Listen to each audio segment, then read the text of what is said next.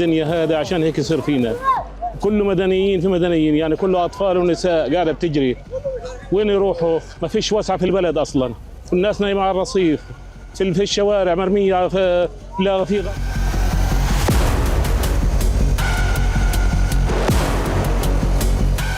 Tentunya kita semua berpikir bagaimana kita bisa membantu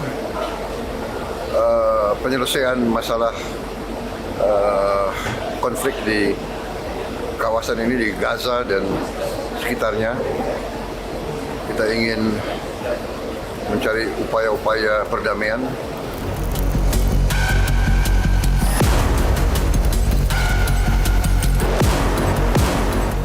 Kita siap jika dibutuhkan untuk menjadi untuk menampung korban-korban luka, anak yatim, kemudian anak-anak pelajar-pelajar untuk dirawat di Indonesia. Kemudian pada saatnya mereka juga harus kembali ke Gaza seperti itu.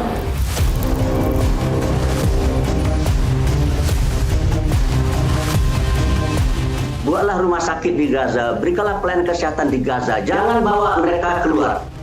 Sebab bila mereka dibawa keluar dari Gaza, saya yakin dan percaya tidak akan bisa kembali ke Gaza. Karena apa?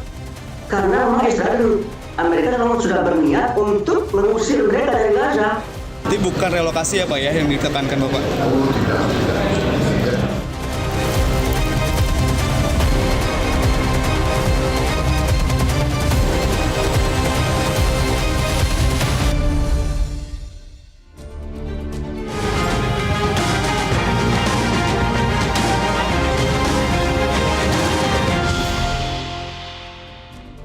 Halo, selamat malam pemirsa. Evakuasi 1.000 jiwa warga Gaza menjadi wujud kepedulian dan langkah dukungan pemerintah Indonesia di tengah derita rakyat Palestina yang berkepanjangan. Namun setiap upaya besar menuntut kesiapan dan juga kematangan agar niat baik ini tidak berubah menjadi sebuah beban. Apakah langkah ini benar-benar tepat untuk membantu saudara kita di Gaza mencapai tujuan mereka, yaitu merdeka? Bersama saya Afiani Malik, inilah Top Issue dengan tema Upaya Kemanusiaan Indonesia untuk Palestina.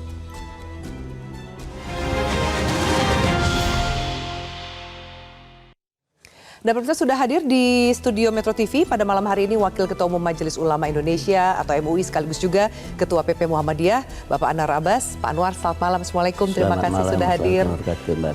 Sama-sama Pak. Kemudian kami hadirkan juga pakar hukum internasional, Prof. Hikmahanto Juwana. Prof. Hikmah, selamat malam. Selamat malam, Mbak. Terima kasih sudah hadir. Sama-sama, mohon maaf lahir batin. Dan kami juga hadirkan juru bicara Partai Gerindra, Astrio Feligian. Rio, selamat malam. Terima kasih sudah hadir. Selamat malam, Mbak Pi. Baik, kita akan bahas salah satu diskusi yang cukup ada pro dan kontranya. Saya akan tanya ke Prof. Hikmah terlebih dahulu.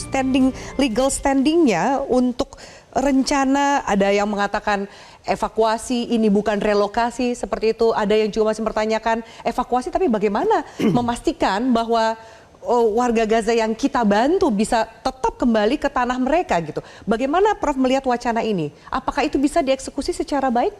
Ya, kalau misalnya apakah itu bisa dieksekusi secara baik, saya juga tidak tahu ya detailnya. Pertanyaannya adalah apakah mereka-mereka yang perlu dirawat itu adanya di Gaza atau di Rafah, perbatasan Gaza dengan Mesir. Kalau misalnya di Gaza, siapa yang akan masuk ke sana? Karena jangankan pasukan kita, ya, pasukan medis bahkan, UNRWA saja, lembaga PBB, itu juga diserang oleh Israel. Nah, jadi saya juga bingung juga bagaimana nih mengevakuasi itu. Itu satu. Dan yang kedua, apakah memang ada keinginan dari warga di Gaza untuk memang mereka keluar?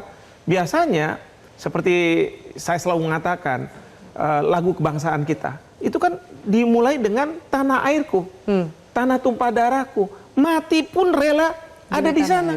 Jadi karena permasalahan antara Israel dengan rakyat Palestina itu permasalahan bukan agama sebenarnya, tetapi perebutan tanah.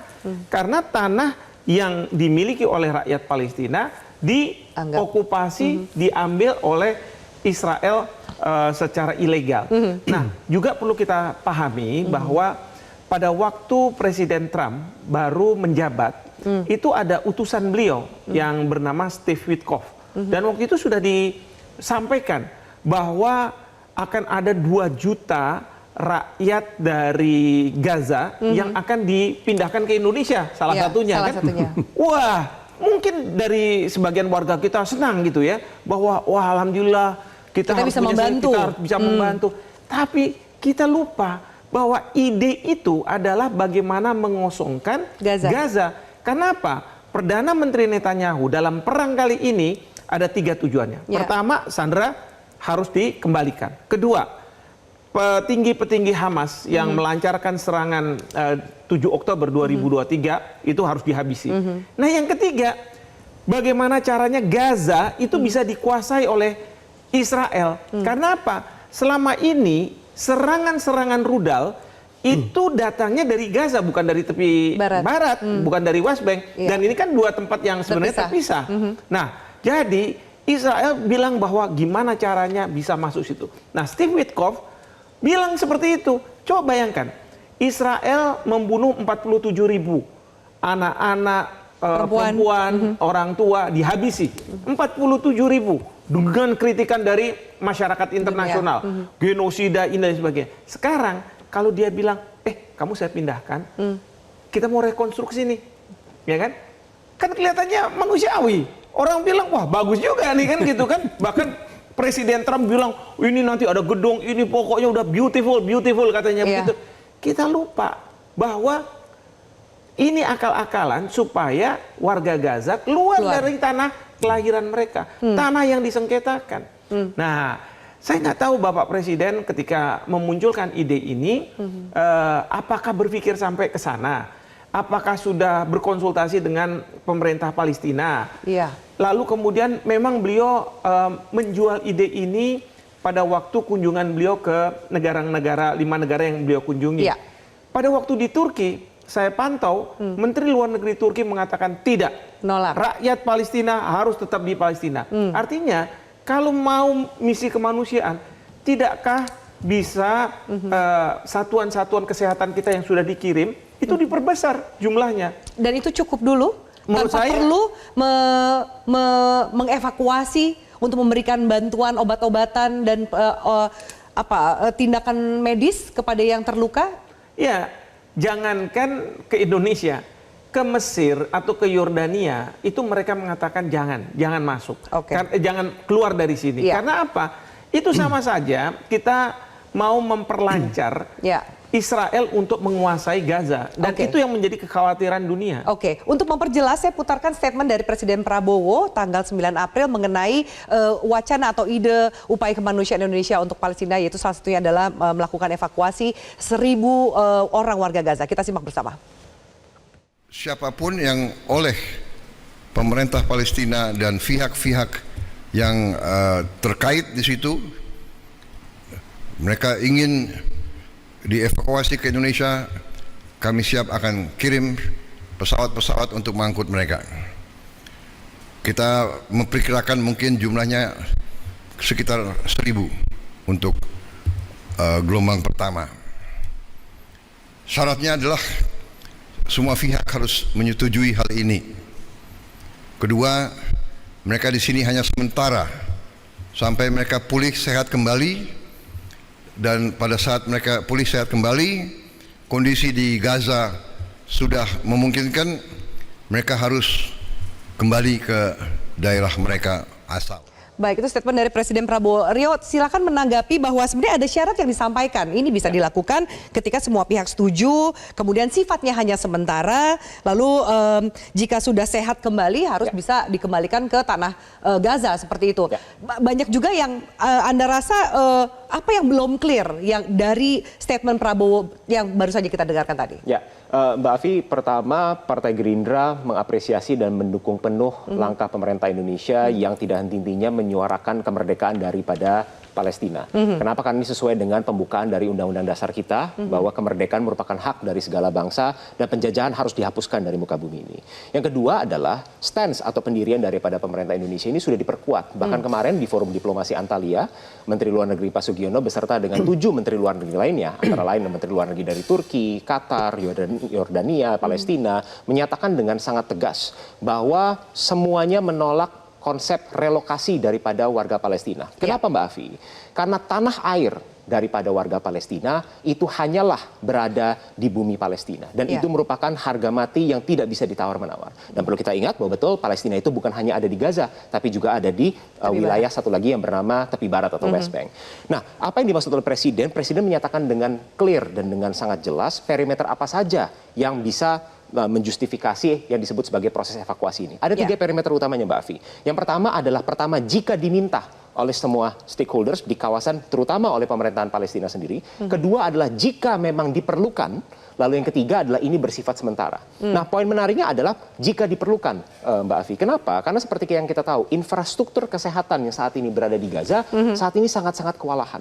Begitu banyak puluhan ribu korban daripada kekejaman Israel sudah berjatuhan, dan tentu saja sistem atau fasilitas kesehatan yang berada di Gaza tidak mampu, ada kemungkinan tidak mampu untuk menangani semua korban-korban luka. Maka alternatifnya adalah pertama tentu saja pemerintah Indonesia juga sudah berkali-kali mengirimkan bantuan dan mendirikan infrastruktur kesehatan yang berada di Gaza. Itu tetap akan menjadi opsi prioritas, tetapi manakala diperlukan di mana sistem fasilitas infrastruktur kesehatan di Gaza tidak memadai dan tidak memungkinkan, maka opsi untuk melakukan evakuasi secara sementara dibuka oleh pemerintah Indonesia. Dan Mbak Afi perlu catat bahwa opsi ini diambil semata-mata adalah karena kepedulian, solidaritas daripada pemerintah dan rakyat Indonesia, di mana kita melihat bahwa hari ini kekejaman yang dialami oleh saudara-saudara kita yang berada di Gaza. Oke, baik. Kalau kemudian ternyata disampaikan jika diperlukan, tapi kalau kemudian komunikasinya belum clear, kenapa harus disampaikan dulu oleh Presiden Prabowo sehingga menimbulkan banyak persepsi, bahkan juga misalnya MUI atau PP Muhammadiyah. Pak Anwar ini bicaranya secara personal atau mewakili MUI atau Muhammadiyah?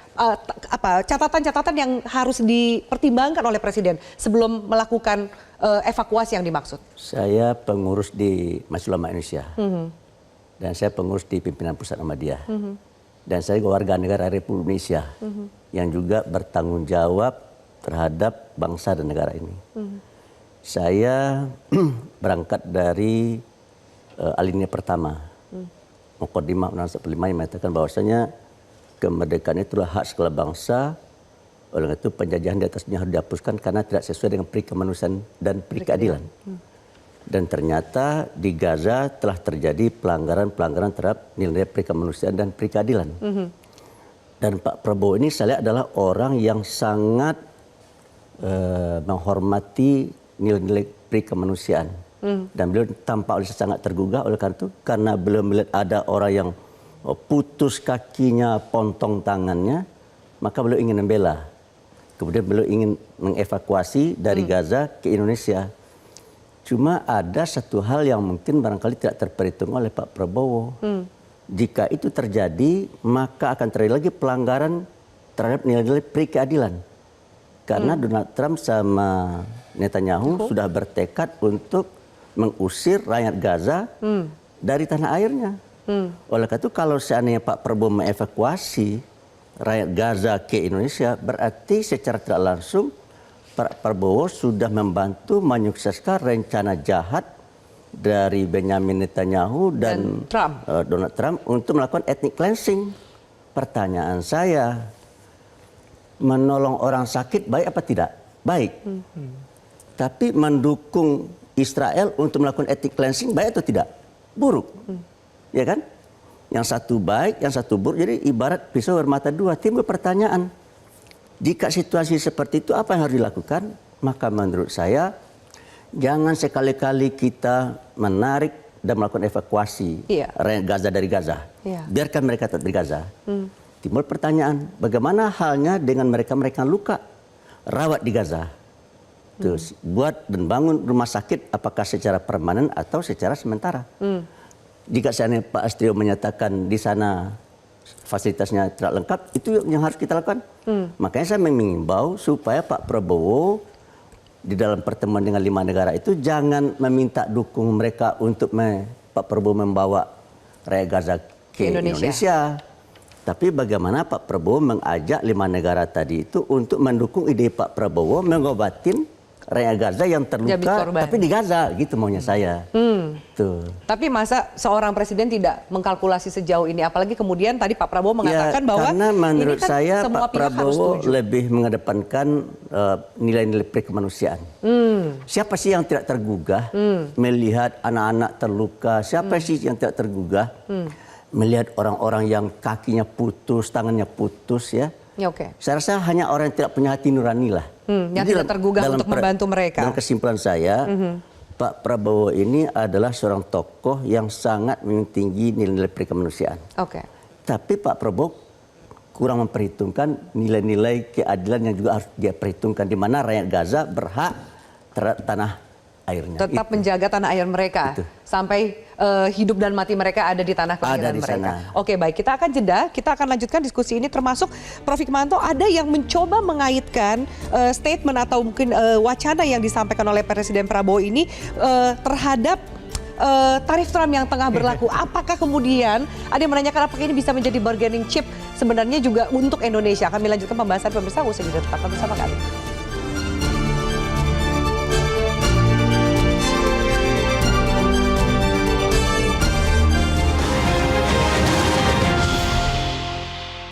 Ya, baik pemirsa, kami kembali lanjutkan dialognya. Terlebih dahulu kami akan menyapa relawan Medical Emergency Rescue Committee atau MERSI, Marisa Noriti dari Gaza, Palestina, melalui sambungan telepon. Marisa, halo, selamat malam waktu Jakarta. Marisa? Marisa? Ya, Marisa, bisa mendengar kami dari studio? Audionya sepertinya masih di-mute, Marisa. Boleh dinyalakan audionya? Oke, ya, sudah terdengar. Baik, Marisa terdengar jelas di studio kami. Selamat malam waktu Jakarta. Marisa, bisa Anda ceritakan seperti apa situasi di Gaza saat ini? Ya, seperti yang kita saksikan semua, semenjak tanggal 18 Maret, ceasefire berakhir karena Israel menyerang Gaza, dan hingga saat ini penyerangan tidak berhenti. Kami menyaksikan sendiri korban-korban pengoboman Israel, bayi tanpa kepala dan juga anak-anak yang tubuhnya berpencar di mana-mana,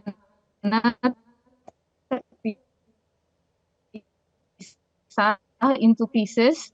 Dan ada bantuan kemanusiaan yang masuk satupun sejak awal Ramadan, dan bahkan selama Ramadan masyarakat Gaza sudah kekurangan bahan makanan, hanya mengkonsumsi sayur-sayuran saja, tidak ada sumber protein, tidak ada daging, ikan, dan bahkan untuk telur pun kalaupun ada harganya sungguh sangat mahal. Dan terakhir, pengoboman di Rumah Sakit Al-Ahli sebagai satu-satunya rumah sakit yang saat ini dengan alat diagnosa yang cukup lengkap, CT scan dan lain-lain, sudah dihancurkan juga dan sudah tidak berfungsi, dan banyak pasien yang dari Al-Ahli akhirnya harus menempuh jarak yang cukup jauh untuk datang ke Rumah Sakit Indonesia. Marisa, jika Anda tadi menyampaikan sudah tidak ada lagi bahan makanan termasuk obat-obatan, atau juga jika tersedia harganya begitu tinggi, apalagi rumah sakit terakhir yang bisa beroperasi juga sudah dibom oleh Israel, bagaimana saudara kita di Gaza bertahan? Iya, saat ini masyarakat Gaza hanya mengkonsumsi sayur-sayuran yang memang dihasilkan dari pertanian yang masih tersisa di area Gaza, dan itu pun jumlahnya sangat-sangat terbatas dan dengan harga yang tidak terjangkau, dan kebanyakan dari mereka bisa makan 1 kali sehari saja, itu sudah sangat beruntung. Bahkan mungkin dari mereka banyak yang tidak mampu mendapatkan makanan setiap harinya. Dan untuk fasilitas kesehatan, bisa dibilang di seluruh Gaza tidak ada rumah sakit yang fully function. Rata-rata hanya berfungsi sebagian, karena sudah banyak yang diserang oleh Israel, dan akhirnya cuman bisa berfungsi kembali di unit-unit tertentu hanya sebagai stabilization point atau hanya di IR-nya saja atau outpatient untuk melakukan tindakan treatment yang cukup besar.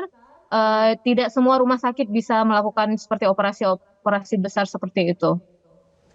Iya, Marisa, untuk memberikan gambaran lebih lengkap, ketika juga banyak sekali sebenarnya bantuan coba dikirimkan oleh negara-negara sahabat ke saudara kita di Gaza, Palestina, apa yang membuat bantuan itu tidak bisa sampai ke tangan saudara yang membutuhkan di Gaza? Iya, karena saat ini dari seperti yang saya beritahukan sejak awal Ramadan tidak satupun border dibuka baik itu dari sisi Rafah, Kerim Salam ataupun dari sisi utara Zikim dan Erez semuanya tertutup. Jadi saat ini semua truk hanya mengantri di luar border dan bahkan ratusan ribuan pelet masih yang harusnya dikirimkan sejak Ramadan lalu hingga saat ini mandek di Jordan dan di Egypt seperti itu, Mbak. Bantuannya tidak bisa masuk, apakah tenaga medisnya masih memungkinkan atau sudah tidak mungkin juga untuk masuk dan membantu korban yang terluka di Gaza?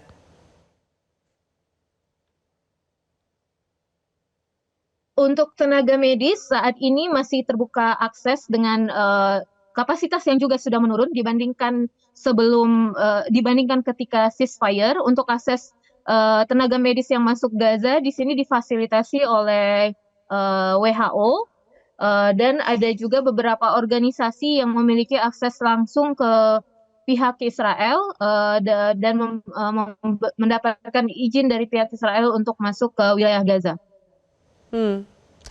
Marisa, apa yang membuat semangat dari warga Gaza tetap tidak padam menghadapi berbagai serangan yang dilakukan oleh Israel? Meskipun dengan kondisi yang Anda sampaikan, bahkan sudah bersyukur untuk bisa bertemu dengan makanan 1 kali sehari. Saudara mereka juga banyak yang sudah meninggal dunia. Apa yang membuat mereka tetap bertahan di sana? Iya, kami sering berbincang-bincang dengan warga Gaza di sini, dengan warga lokal. Hampir sebagian besar dari mereka memilih untuk tetap bertahan bagaimanapun situasinya, walaupun rumah mereka sudah hancur lebur rata dengan tanah. Mereka sangat menyadari bahwa ini adalah tanah kelahiran mereka yang harus mereka perjuangkan, bahwa mereka membawa amanah untuk menjaga tanah kelahiran ini, dan mereka telah bertahan setahun lebih, hampir 2 tahun, 18 bulan. 18 bulan mereka sudah menghadapi segala kesulitan hidup, diserang, kekurangan segala kebutuhan dasarnya, basic needs-nya. Mereka memilih tetap bertahan karena ini memang memperjuangkan tanah kelahirannya. Bagaimanapun kesulitan yang mereka hadapi. Iya, Marisa, selain kebutuhan medis, jika ternyata ada negara yang mencoba untuk membuka pintunya untuk memberikan bantuan pengobatan di negara tersebut, bagaimana Anda melihat respon yang akan diberikan oleh saudara kita di Gaza? Ya, baik. Sebenarnya bantuan medis yang diberikan oleh negara lain itu bukan hal baru sebenarnya ini telah terlaksana juga selama perang, difasilitasi oleh UN dan mungkin juga ada beberapa negara yang memiliki akses langsung yang bisa bernegosiasi langsung dengan pihak Israel untuk mendapatkan izin mengeluarkan pasien yang membutuhkan treatment atau pengobatan ke luar negeri. Akan tetapi berdasarkan pengamatan kami selama ini dan berdasarkan dialog juga dengan keluarga yang salah satu keluarganya sudah dievakuasi untuk mendapatkan treatment di berbagai negara, di Mesir atau di Jordan atau di Eropa, mereka sampai saat ini masih khawatir karena belum ada satupun pasien yang sudah dievakuasi berhasil kembali ke Gaza.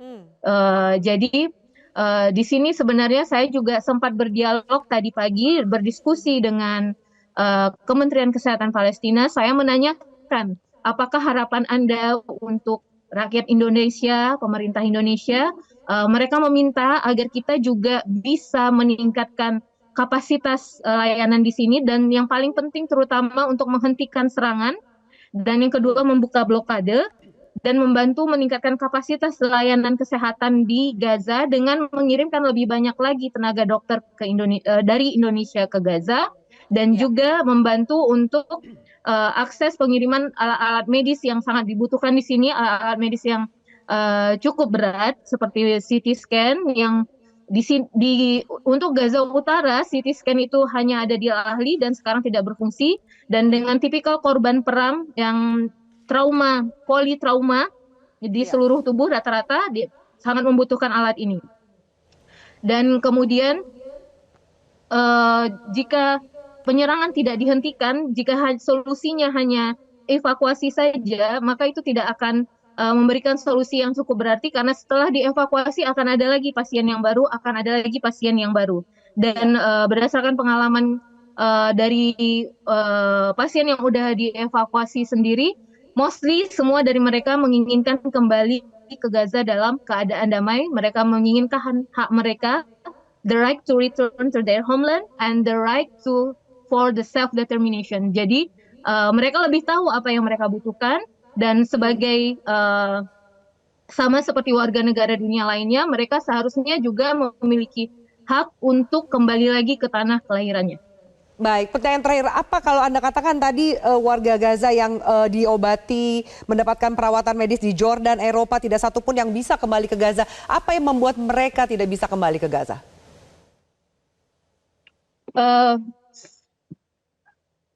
Lebih ke prosedur, karena untuk seperti yang diketahui, akses keluar masuk Gaza saat ini dari pintu manapun itu melalui persetujuan Israel.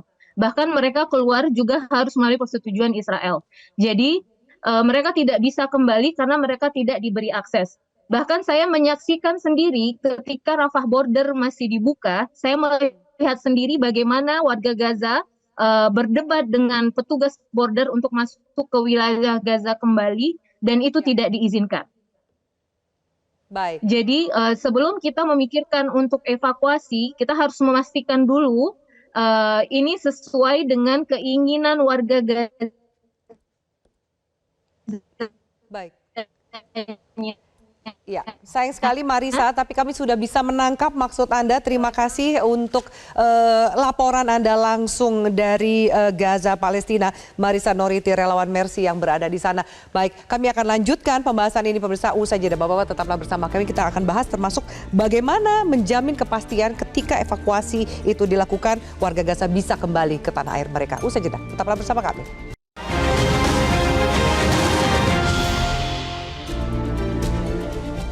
Ya baik, pemirsa kami lanjutkan. Prof. Hikmanto, bagaimana Prof. Hikmanto tadi juga sudah mendengarkan ya wawancara singkat dari rekan kita Marisa di sana mengenai kondisinya, termasuk juga sebenarnya aspirasi dari rakyat Gaza. Apakah kemudian niat baik dari Presiden Prabowo ini perlu ditindaklanjuti lebih jauh, tetap dalam evakuasi atau dalam formula yang lain? Kalau menurut saya dalam formula yang lain, meningkatkan jumlah tenaga kesehatan kita di misalnya di Rafah begitu ya, yang juga tidak membahayakan dari prajurit-prajurit kesehatan kita, lalu juga menggelar rumah-rumah sakit sementara di sana. Karena begini, tadi yang saya dengar kan mereka nggak mau keluar, dan pada waktu gencatan senjata, walaupun sudah runtuh, sudah apa dan sebagainya, mereka masih mau kembali. Ada yang diwawancara oleh Al Jazeera, kenapa kamu mau kembali? Ini tanah kelahiran saya dan saya akan pertahankan sampai kapanpun. Ya kalau kita orang Indonesia mungkin bilang pokoknya langkahi mayat saya dulu. NKRI harga mati. NKRI harga mati kan selalu seperti itu kalau kita bicara soal satu bangsa yang harus tinggal di tanahnya begitu.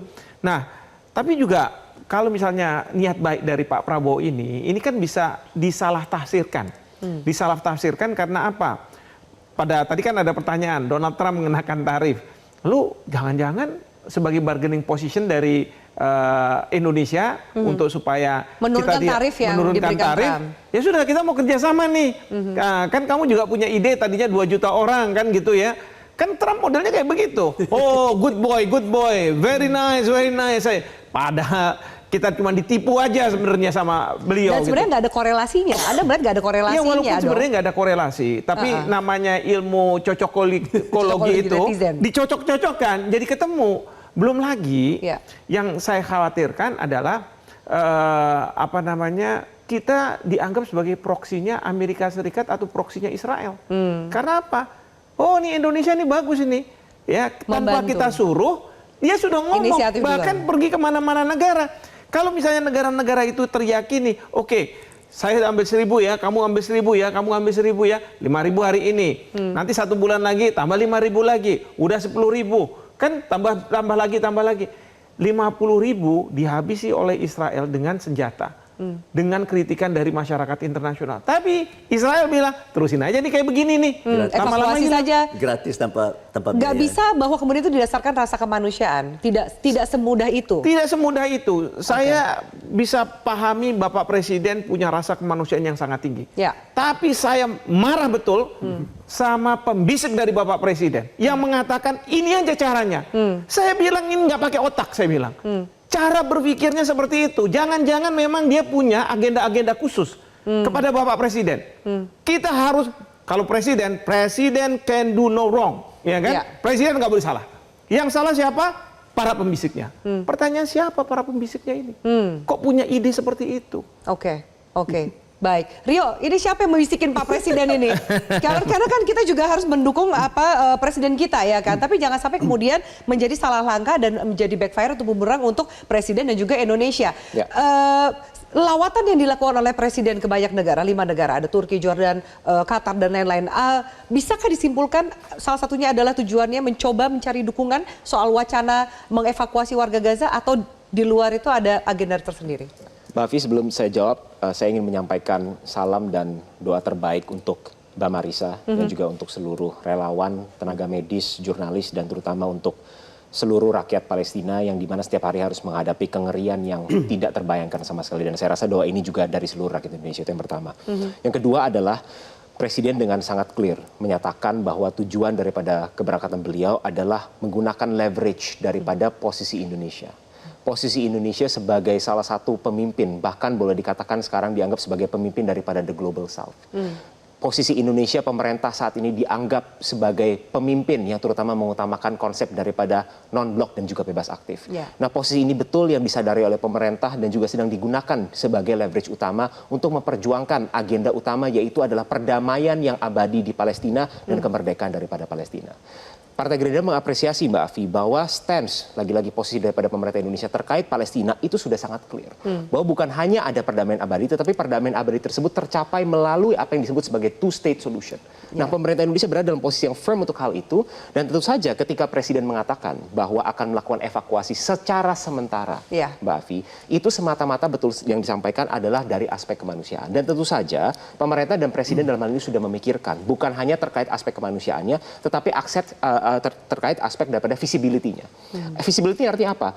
Visibility dalam mengevakuasi secara sementara rakyat keluar daripada Gaza, dan juga yang tidak kalah penting adalah untuk mengembalikan mereka ke tanah air mereka masing-masing setelah perawatan medis bisa dilakukan di Indonesia. Dan ini pun dilakukan apabila benar-benar diperlukan, tadi sudah disampaikan oleh Pak Abbas, bahwa ini hanya bisa dilakukan dan akan dilakukan kalau memang fasilitas dan infrastruktur kesehatan di Gaza tidak memadai. Tetapi jika memang masih memadai, tentu saja opsi prioritas utama adalah melakukan penanganan medis langsung di Gaza. Dan terakhir Mbak Afia, saya menambahkan tadi poin dari Prof. Hikmanto terkait orang akan mencocok logikan ini dengan negosiasi tarif yang diimpos oleh Presiden Trump.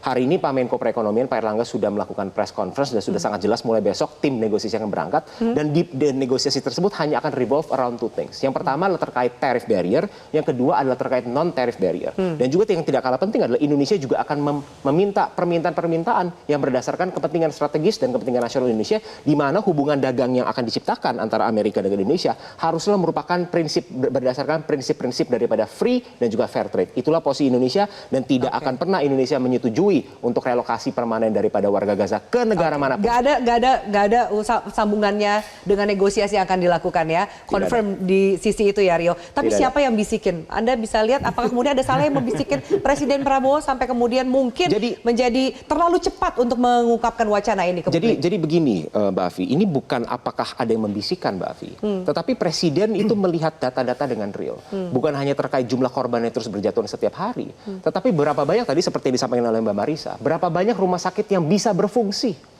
IR-nya pun aja setengah mati untuk berfungsi hanya untuk melakukan tindakan medis yang sangat mendasar. Dan atas dasar ini tentu saja Presiden dan pemerintah melakukan evaluasi yang komprehensif. Di mana ini merupakan salah satu opsi, bukan satu-satunya opsi. Tetap saya kembalikan lagi ke poin saya sebelumnya Mbak Afi, bahwa poin utamanya, prioritas utamanya adalah melakukan penanganan medis di Palestina dengan mengirimkan bantuan dan juga fasilitas kesehatan serta tenaga medis. Dan jangan lupa juga Mbak Afi, pemerintah juga berkomitmen untuk menjadi fasilitator daripada perdamaian dan juga bahkan jika diminta oleh United Nations, Presiden sudah mengatakan bahwa kita siap untuk mengirimkan pasukan perdamaian ke Palestina. Tapi Mas Rio, kalau misalnya sudah keluar, apa jaminan untuk masuk kembali? Kalau misalnya di border itu dijaga oleh tentara-tentara Israel.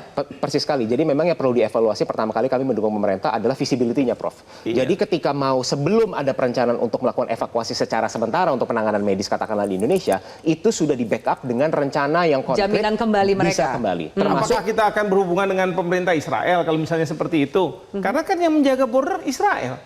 Bagian Mesir memang ada mungkin yang menjaga, tapi bagiannya Gaza? Itu Israel. Maka prioritas utama saya setuju dengan Prof bahwa sebenarnya prioritas utama yang harus kita gaungkan sekarang ini adalah ceasefire terlebih dahulu. Gencatan senjata terlebih dahulu. Bukan hanya yang sementara Mbak Afi, tapi yang permanen, everlasting, dan ujung-ujungnya adalah mengedepankan two-state solution. Dan ini pernah terjadi kalau kita lihat di tahun 78, pernah terjadi Camp David Accords, di mana terjadi kesepakatan damai pada saat itu antara Israel dengan Mesir. Dan kami yakin dengan bantuan dan dukungan penuh dari pemerintah Indonesia, kami yakin perjanjian damai tersebut bisa terwujud. Oke, Pak Anwar, ada komentar lebih jauh mendengarkan diskusi dua narasumber, termasuk juga tadi apa aspirasi warga Gaza dan situasi di Gaza yang disampaikan oleh rekan kita Marisa dari Gaza? Iya, gagasan Pak Prabowo ini bisa menjadi sebuah jebakan bagi Pak Prabowo sendiri.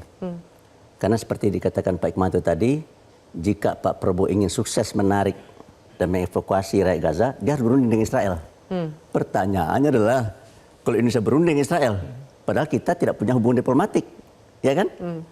Menurut saya itu menjadi masalah tersendiri bagi Pak Prabowo nanti itu. Kalau seandainya terjadi dialog langsung antara Indonesia dengan Israel untuk memberikan jaminan padahal kita tidak warga Gaza memiliki hubungan diplomatik, ya kan? Jadi menurut saya sebaiknya ya Pak Prabowo menaikkan posisinya dari kelas mengevakuasi menjadi pemimpin dunia yang akan memaksa Israel keluar dari tanah Palestina. Tapi apa bisa Indonesia melakukan itu? Saya yakin dan percaya. Dengan pengalaman Pak Prabowo sebagai militer, kemudian beliau mengambil posisi sebagai presiden, dan beliau juga punya hubungan baik dengan Anwar Ibrahim di Malaysia, dengan Erdogan, dengan Sisi. Saya rasa bisa ya, Pak Prabowo bisa tampil sebagai pemimpin dunia Islam terutama, untuk menekan Israel agar bisa keluar dari tanah Palestina. Jadi tidak opsi evakuasi sebenarnya terlalu kecil, bukan menjadi pilihan. Momentumnya tidak tepat juga di saat ini. Kalau bagi saya, Pak Prabowo tekan Israel untuk kembali ke apa? Bagaimana menekan Israel yang bisa dilakukan oleh Presiden Prabowo, Mas Iva?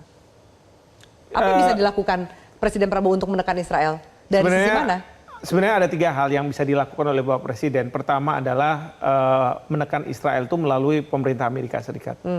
Jadi pada saat sekarang ini kita tahu bahwa Amerika Serikat ini di bawah Trump, dia mendapat tekanan tidak hanya dari dalam negeri, tetapi juga dari luar negeri.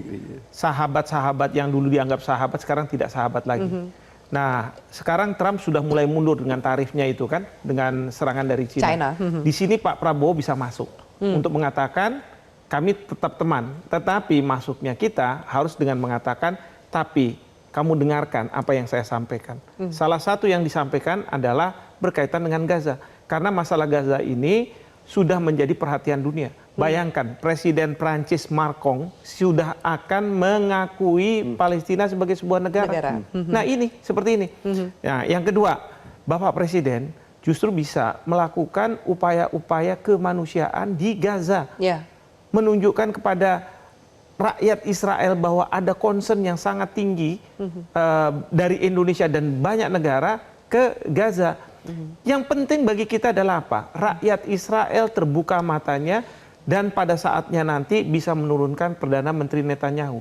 Karena sekarang sudah ada, tetapi tidak banyak, belum kuat gitu. Tapi gerakan-gerakan yang menghendaki Netanyahu turun itu banyak. Kenapa? Bagi rakyat Israel kalau mereka berpergian ke luar negeri, mereka itu justru jadi sasaran kemarahan warga masyarakat dunia karena kesal sama Netanyahu, dikenakanlah ke orang-orang Israel, warga Israel. Maka mereka nggak mau. Dan yang ketiga, kalau menurut saya, Bapak Presiden bisa mendorong terus warga kita untuk memviralkan apa yang terjadi di Gaza itu. Supaya apa? Sampai kepada rakyat di Amerika. Karena di Amerika jangan anggap bahwa Amerika seperti negara dulu 20 tahun negara bebas dan sekarang ini Amerika Serikat udah kayak negara berkembang, otoriter, semuanya ditutup semua. Tapi kita lewat nih dengan berbagai sosial media, warga kita memunculkan sampai kemudian rakyat mereka tahu bahwa apa yang pemimpin saya lakukan ini salah. Nah, itu menyadarkan seperti itu, termasuk juga ya ke Israel ya. Oke, baik. Kita harus jeda, kita lanjutkan saat lagi pemirsa diskusi ini, tetaplah bersama kami.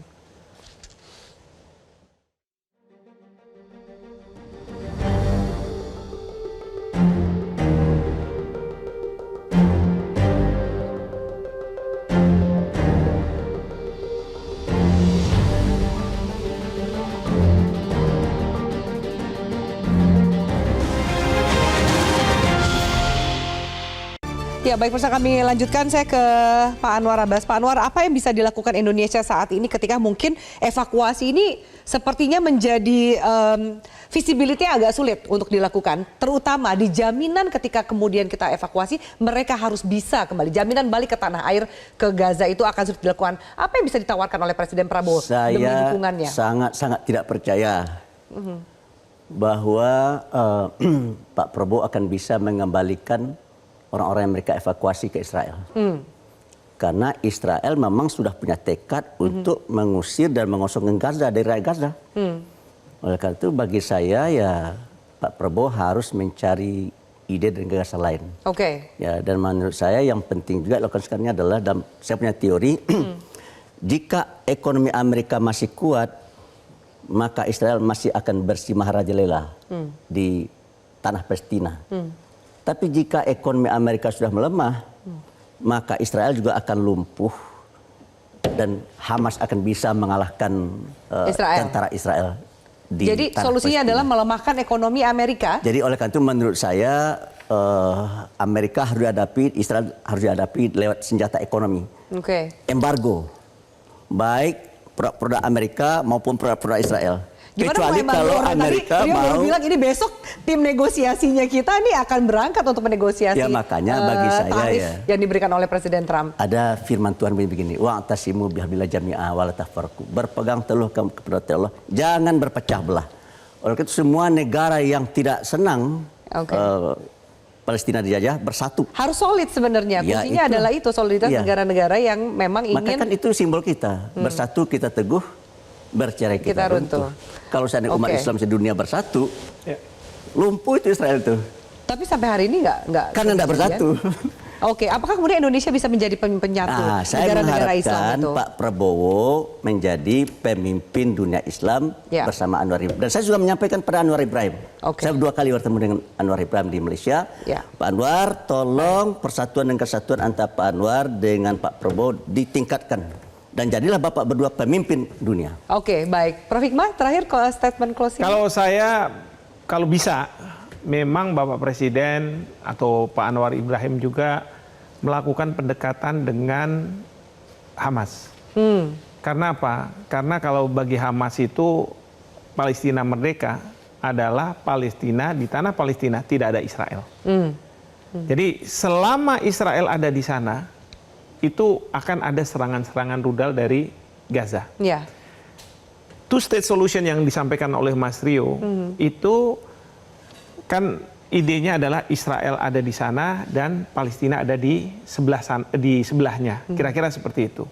Nah, permasalahannya adalah bagi Fatah ya dengan beberapa kelompoknya mereka bisa terima. Hamas tidak. Hamas tidak. Iya. Nah, jadi kuncinya adalah di sana karena bagi Israel bagaimana saya akan mengakui Palestina merdeka kalau saya tetap akan diserang. Lebih baik mungkin menurut mereka Kita berjuang saja. kita berjuang terus habis apa kita kuasai Gaza supaya kemudian kita tenang, tidak ada serangan-serangan lagi. Oke, salah satu pendekatan yang bisa dilakukan adalah pendekatan ke Hamas seperti itu. Rio, terakhir. Mbak Afi, Presiden Prabowo boleh dikatakan adalah pendukung terbesar daripada perdamaian dunia. Beliau selalu mengatakan 1000 teman terlalu sedikit, 1 lawan terlalu banyak. Dan beliau juga percaya betul bahwa tidak mungkin ada prosperity, tidak mungkin ada kesejahteraan jika tidak ada perdamaian. Dan tentu saja kalau kita berbicara hari ini perang yang berkecamuk, tentu saja satu hal yang menyakitkan hati kita ada di Palestina, tetapi bukan hanya terjadi di Palestina. Saat ini kalau data dari United Nations ada sekitar 120 juta orang yang terdisplaced dengan 40 juta sebagai statusnya sebagai pengungsi.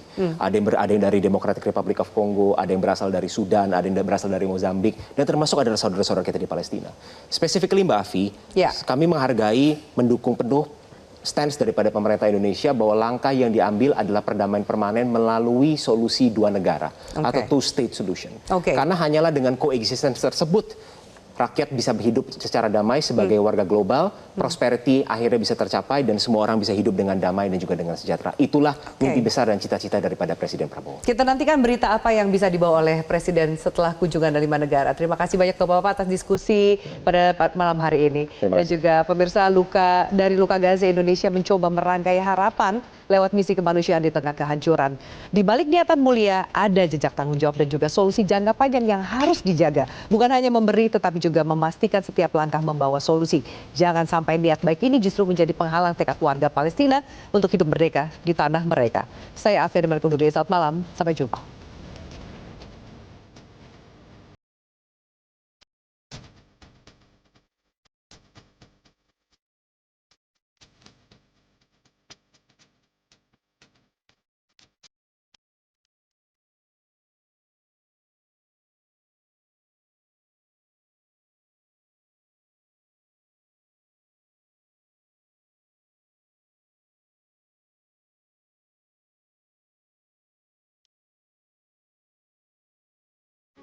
Metro TV. Jelajahi cara baru mendapatkan informasi. Download Metro TV Extend sekarang.